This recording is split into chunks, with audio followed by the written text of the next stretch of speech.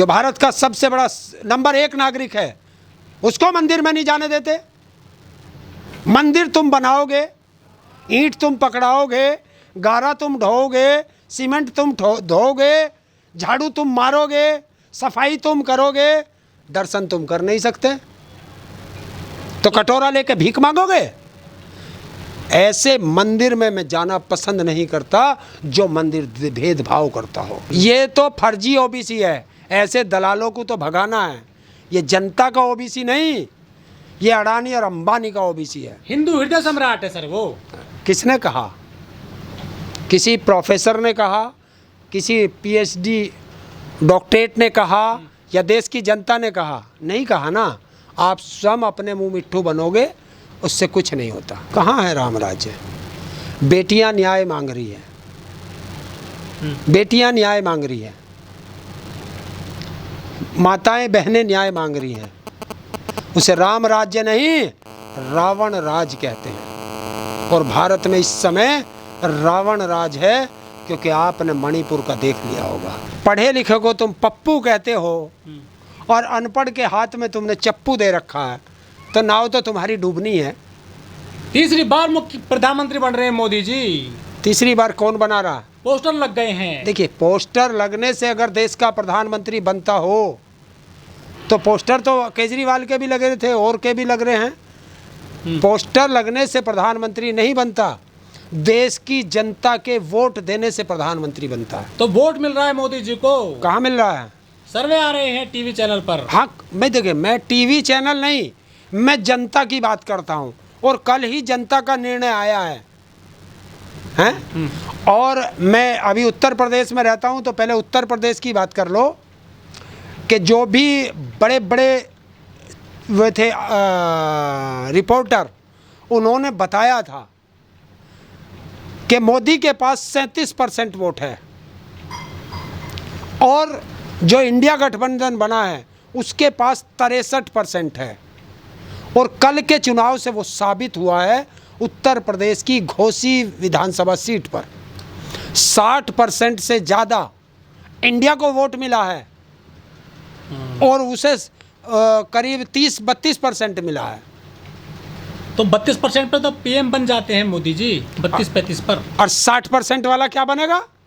हरेंद्र जी, 2024 में चुनाव आ रहे हैं हमारे देश में, क्या लग रहा है? एनडीए और इंडिया गठबंधन बन गए हैं, कौन ज़्यादा ताकतवर है आपकी नज़र में? देखिए, जब 1 और 1 11 होते हैं, और तो जब देश के बड़ी बड़ी पार्टियां एक साथ हो जाएंगी तो वो मजबूत तो रहेंगी।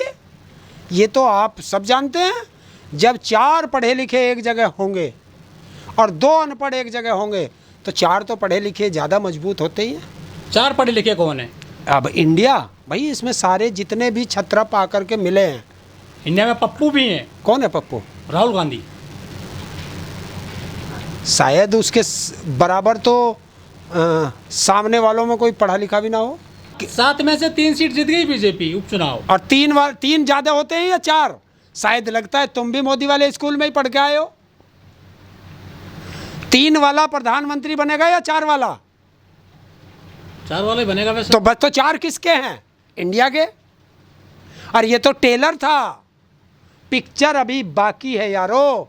उत्तर प्रदेश में जितने भी वे जिला पंचायत के चुनाव हुए हैं, सब में सफाया बीजेपी का। तो ये है जनता का। और जब जनता खड़ी हो जाती है कि इस बार महिला अपना बदला ले रही हैं, युवा अपना बदला लेगा, कर्मचारी अपना बदला लेगा, किसान अपना बदला लेगा, बेरोजगार मजदूर अपना बदला लेगा, और सबसे बड़ी बात जो इस बार चुनाव में दिखी है, वो SC ST OBC और माइनॉरिटी ये एक साथ आया है, और साथ में थोड़ा सा स्वर्ण भी आया है। तो ये सबसे बड़ी बात जो है, जो अगड़े और पिछड़ों की बात करते थे, उन्होंने साफ कर दिया है कि जिस पर बीजेपी अपना अधिकार जमा के बैठी थी, जिसे अपना रया मानती थी, SC को, नॉन जाटव SC को और नॉन यादव पिछड़ों को, तो अति पिछड़ा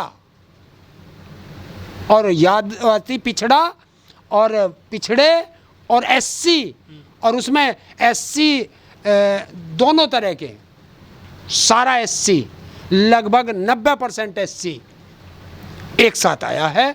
सारे वोटरों का धन्यवाद। और क्योंकि एससी को और ओबीसी को और एसटी को सबसे बड़ा खतरा है, इन 3 जातियों को, कि अगर संविधान बदल दिया गया तो ये गुलाम हो जाएंगे, गुलाम। और अब हमें गुलाम नहीं होना, हमें आज़ाद रहना है और अपने अधिकार लेने हैं। तो हमें एक साथ होकर के लड़ना है।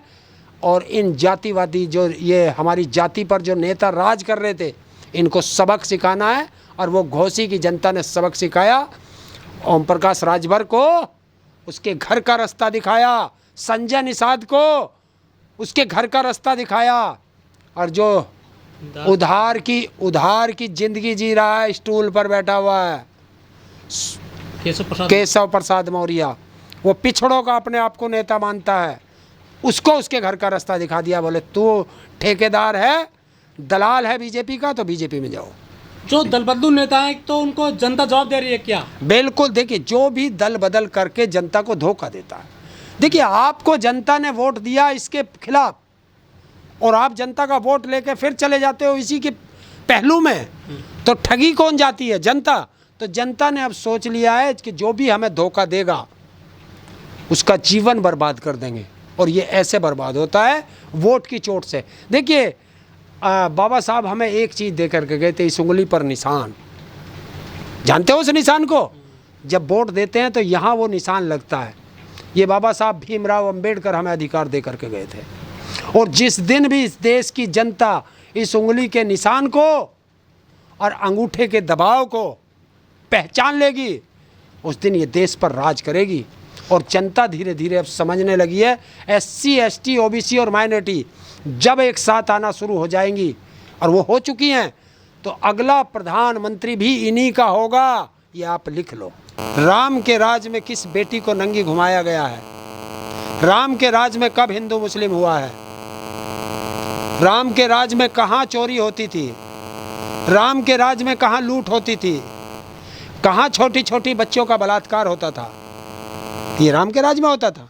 लेकिन अंधभक्त ये बोल रहे हैं चाहे तेल 500 हो जाए प्रति लीटर, लेकिन वोट भाजपा को देंगे, मोदी जी को देंगे। अच्छा, अभी मैंने उन्हीं अंधभक्तों की माताओं को देखा था, टमाटर 200 होने पे लाइन में लग के खड़े होकर लेते हुए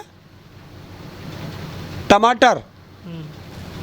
तो देश इतना मजबूत है क्या? 500 रुपये लीटर ले लेगा तेल कोई आदमी? तो यार 2 पेट्रोल पंप खुलवा दो ना, वो देशभक्ति में ले लेंगे। 500 रुपये लीटर, हमें 50 रुपये लीटर कर दो, हम देश गद्दारी में ले लेंगे। पता चल जाएगा देशभक्त कौन है, देश गद्दार कौन है। सबसे पहले वे ही 500 वाले 50 वाले पे लाइन लगा के खड़े मिलेंगे तुम्हें। तो ये लोग फिर कैसे सपोर्ट करते हैं सरकार को? क्या लाभ है उनको? लाभ क्या है ऐसे लोगों को सरकार से? कहाँ है लाभ? किसने बता दिया? समर्थन करते हैं ना ऐसे लोग। ये आईटी सेल है बीजेपी की, और तुम उन्हें आदमी मान लेते हो। ये तो 2-2 रुपए की ट्रोल आर्मी है जो ट्रोल करती है, ये वे लोग हैं। और बाकी काम जो है ये दलाल मीडिया कर देता है, क्योंकि घर घर एक ही बात पहुंचाओगे तुम, तो वही बात जनता समझ लेती है कि हर बार ये कह रहे हैं तो ये अच्छी होगी। इसीलिए तो इस देश का जो नाश सबसे ज़्यादा अगर किया है तो इस दलाल मीडिया ने किया है। इसका बहिष्कार कर देना चाहिए। लेकिन शाम को तो बहुत भीड़ लगती है दलाल मीडिया पर। शाम को तो भीड़ ठेकों पे भी लगती है, शराबकों पे। सब सुरक्षित है इस देश में। असुरक्षित है कौन? असुरक्षित एक है बस, मोदी की कुर्सी। वो जा रही है और वो बचेगी नहीं। वो तो कह रहे हैं हम फिर तीसरी बार चुनाव जीत रहे हैं, मजबूत है, हमको वोट मिल रहे हैं। अच्छा देखो पत्रकार महोदय, ऐसी क्या बात है, तुम्हें उसकी बात पे विश्वास है, हमारी बात पे विश्वास नहीं करते? ऐसा क्या कारण है? पिछा कर रहे हैं, वो संकल्प यात्रा निकाल रहे हैं वो। और हम देश की जनता हैं, हम वोट देने वाले हैं। वोट तो हम देंगे जभी तो तुम जीतोगे। और जब हम वोट देने वाला तुम्हें मना कर रहा कि मैं वोट नहीं देने का, तुम फिर भी कह रहे मैं जीत जाऊंगा, तो कैसे जीतोगे? विपक्ष में जो जनता की वोट की लूट करके जो गठबंधन बना है विपक्ष का इंडिया, उसमें एकजुटता ही नहीं आई अभी तक भी। कौन कह रहा? अभी देखा आपने 7 जगह चुनाव हुए, गठबंधन का ही प्रत्याशी था, कहीं और किसी और का था ही नहीं। तो एकजुटता क्यों नहीं है? मोदी जी ने पूरी दुनिया के 20 देशों को अपने दिल्ली बुला लिया है। कौन कह रहा 20 देश? G20 कर रहे हैं। कौन कह रहा 20 देश आए? 13 देश आए। तो यही झूठ बोल रहा हो तो। दिल्ली चमक गई है दुल्हन की तरह। कहाँ चमक गई? वे झुग्गी वाले झांक रहे नू करके देख रहे उसके पर्दे के नीचे से, पर्दा लगा के, और देश को बरगला रहे हो। क्या उन जिन देशों को तुमने बुलाया है उन देशों को नहीं पता कि भारत भुखमरी में 109वें स्थान पर, 7वें स्थान पर है? और जो नादेरी क्यों उनको पता नहीं है? उनको पता नहीं है कि भारत के अंदर 80 करोड़ जनता 5 किलो फ्री के अनाज पर जी रही है? बदले में वोट दे रही है जनता। हैं? बात वोट की नहीं है, मैं उन्हीं को तो बता रहा हूँ। और तुम उन्हें चांदी के बर्तनों में खाना खिला रहे हो, और चांदी के बर्तनों में खाना खिला रहे हो, कोई बात नहीं। देश के सर्वोच्च चिन्ह अशोक की लाट उनके झूठे बर्तनों में है, जो हमारे देश का आन बान शान है, जो संसद के सबसे ऊपर लगा हुआ है, हमारे देश के आईपीएस अधिकारी के बैच पे लगता है, हैं? और वो उनकी झूठी बर्तनों में लगेगा? ये देश का अपमान है या नहीं है, ये आप मुझे बता दो।